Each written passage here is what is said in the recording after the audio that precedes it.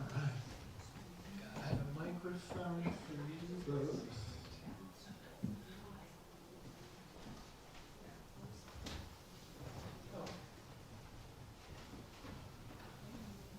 Alright. Do you want to sit or stand? What's your preference? You sure?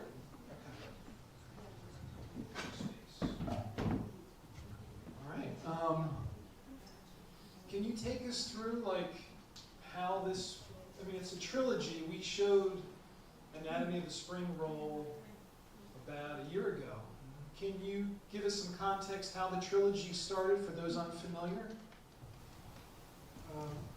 First of all, thank you all for coming.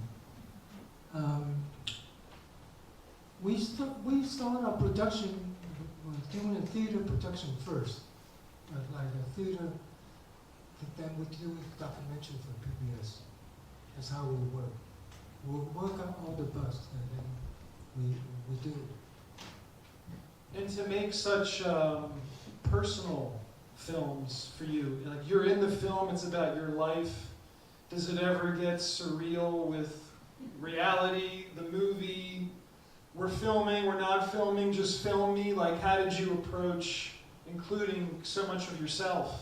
Well, Persona Grata is about, when we first started, it was about a couple, Jim and Betty Yee.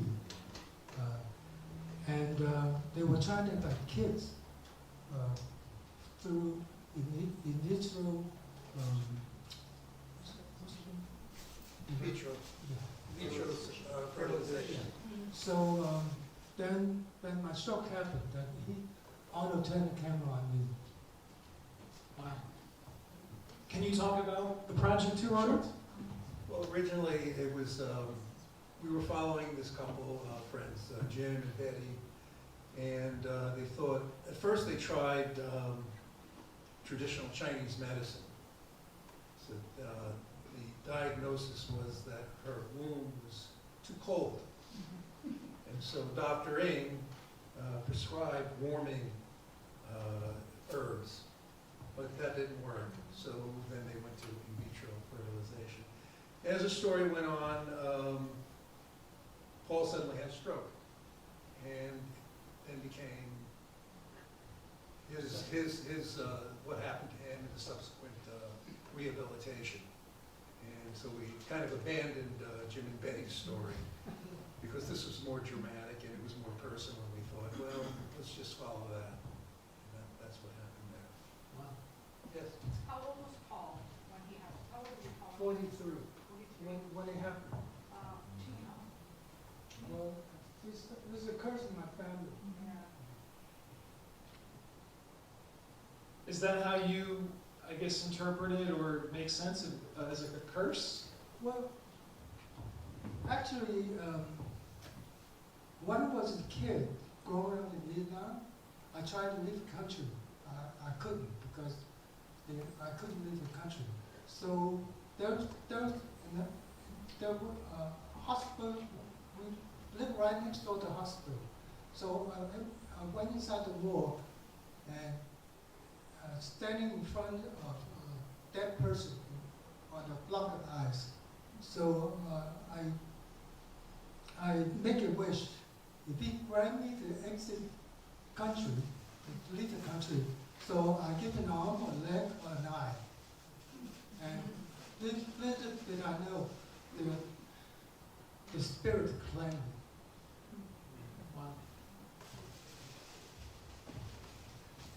Wow. Can you talk about the narration and like, you have these poetic portions of the narration and the development of writing that and Jenny performing the narration? Yes, because I could not speak, so I still difficulty speaking. So I asked Jenny Lin to narrate for me. I was happy that she did. Did you collaborate and write it together, or did she come up with the narration? That's all my poetry. Oh, wow. Lovely. Another question? Sure. I got another question. So in looking at traditional Chinese medicine and looking at northern, one more powerful or more important to you, or do you consider them to be symbiotic and just to work together? So, when I was in Taiwan, the cortisone really worked magic. Okay.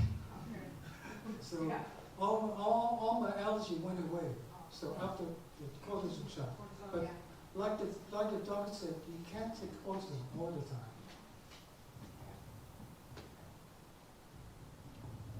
Your movies, one of the things, you get so hungry watching them.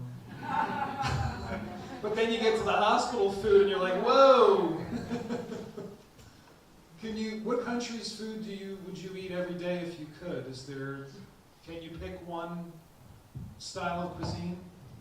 Let me see. I like Korean food a lot. So that's my last meal, if you can put it that way. Korean. But I cook Chinese food, Vietnamese food. I cook everything. So he can tell. Yeah, give us your take too. Well, we go out for noodles at least 2 or 3 times a week. Paul cooks other times, and we go out with friends for meals, mostly Asian food. We find that Asian food is, well, it's reasonably priced compared to other, and much more balanced, and it's just something we like a lot. So, San Francisco is just filled with great restaurants. As co-directors on the trilogy, can you talk about that dynamic and sharing the directing title together? Okay, arguments aside, it's part of the creative process. The trilogy was an outgrowth of our theater work. We did theater work for about 10 years, multimedia theater work. And so we kind of enjoyed mixing this idea of the story, current events, what was happening politically in the country, and then combining with these theatrical elements. So that's, in the film, you saw these like Noodlesaurus and some of these B-roll kind of things, shadows and surreal dream sequences. So that was an outgrowth of what we were doing in the theater. And then so we combined that into the documentary work. It just keeps it interesting, and so that's another way of telling the story. That Marco Di Linguini sequence is quite surreal. Yes, so that's the kind of things we did in the performance work. So when we were doing, we did actually a stage presentation with these characters, and then we would have film projections and masked characters. Actually, the story of Betty and Jim, we did their story in the stage play that we did first. It was the opening presentation at the grand opening, Yoga Center for the Arts. So we were the first act there. And then we began to develop it as a film simultaneously, and then in the middle of an American stroke and changed direction. Somebody had a hand up? Yeah, go ahead. How did you happen to have so much vintage footage? Of Vietnam? Yeah, and China, and I mean, wasn't a lot of that very old? What it was is the previous film, Pins and Noodles, was Anatomy of a Spring Roll, and we went to Vietnam in the early 90s, and so we had a lot of film, street scenes and food and all of that. But all the doctors' offices? Well, we went to all of those doctors' offices, yeah. Before you knew? Yes, yeah. Yes, In Vietnam, we went to the herbal district, because the herbal district was right nearby where Paul grew up. So we just You were interested in we just figured, well, we're here, let's just get as much footage as we can, and then know there might be something else we could use it for. So Well, that was that. That was Then pretty in impressive. terms of the shooting doctors' offices and the herbal district here in Chinatown, well, we were interested in this film. When we started Pins and Noodles, we were going there anyway and introducing friends. And we shot Scott, who was trying to get cured of something. Mhm. So we had all of that stuff. Mhm. But, so, what percentage of the footage was just kind of random documenting before you knew, Oh, what you were I gonna do? can't put a number on it, it was just we had Half, it. at least? Yeah, we just had it. Yeah. We just shot it, because we went to Vietnam, we figured, well, we're here, we were there for, I don't know, 3 or 4 weeks, and we just, kept the camera rolling whenever we could. We saw something interesting. Because most people take pictures a lot, but, you took a lot of video. Well, because we were making a documentary film in Vietnam, and we just wanted to Right. get as much as possible. Uh-huh. And we also, kind of in the back of our mind, we were talking about this idea of doing something about Chinese medicine. Because as we were working on that film, we started thinking about, well, maybe we should do something that would be a sequel to this. And so we might as well just get as much footage as we possibly can. Right. So what year was your first film? We did, 92? 91. 91. Yeah, the end of 91. Fascinating. Is there another hand up in the back, maybe? There's a line in the film, sacrifices in the name of progress. What does that mean for you now, that phrase? I don't remember. Do you have any thoughts on that? Sacrifices in the name of progress. I don't know, I think that's, get you into a lot of trouble these days. Oh, because they're taking Chinese medicine, making it into modernized Chinese medicine. It's something that I lost in the translation. When they put dry herb, dry powder, it's not the same as taking the herb. Wow.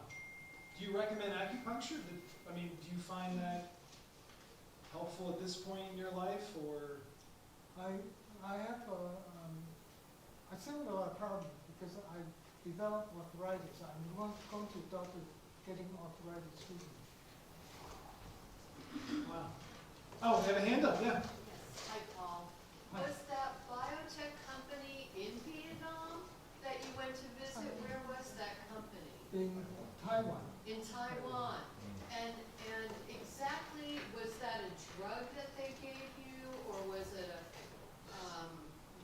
what did you talk to them about? What was the drug? And why did you go to this company? I was so desperate. I tried anything. So, Well, that was an herbal company, where Okay. they were taking traditional herbal recipes, and then they were taking the herbs and desiccating them, drying them, and then making them into Into powders, pills. and then combining them into particular cures. So they would go through, looking at all of these different recipes and supposed cures, diseases or ailments, and then they would make up these concoctions. Did you try the concoction of the biotech company? yes, Yeah, they did. And what kind of response did you have? Didn't help. Didn't help at all, just similar to everything else Yes. that you were exploring. But when we began the project, we were trying to get a visa to go to China, but Chinese don't want us there.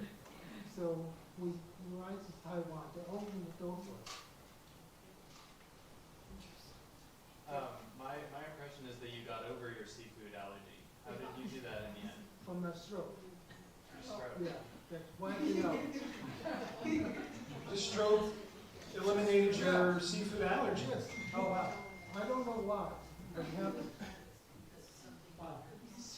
I saw Howard Munson's name in the credits. And Howard's here today. Thanks, Howard, for coming. Yes. Can you talk about his role in the film? And Howard, if you wanted to mention anything after. Let me give you this one instead. Please switch with you. There you go. But how would do all our posters, all 3 shows? The poster for the movie. Oh, wow. The poster we use in the film festival. What were some of the surprising responses or reactions to the movie as you've shown it at festivals or PBS or other venues? You could start first, Arnold. I think the biggest thing people ask for lists of restaurants that we like.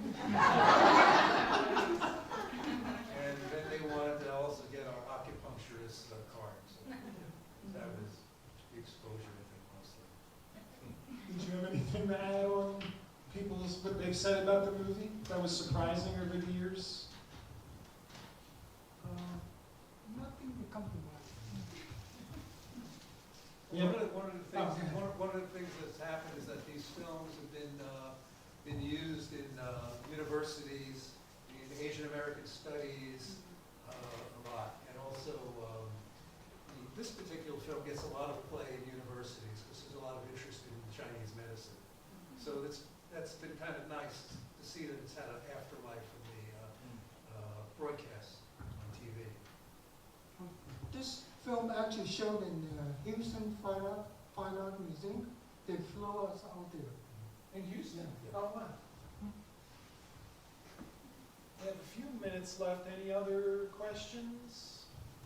What is next for you both, film project-wise? Anything on the horizon?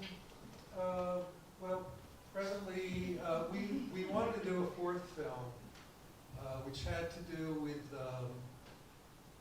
Paul's life in Vietnam, and something he didn't want to talk about until after his mother passed away, which was kind of he had this secret life in Vietnam where he was living behind a fake passport to avoid the military draft. So he was kind of avoiding that because it was very dangerous. His older brother was arrested and drafted and sent to war, and he immediately stepped on a landmine.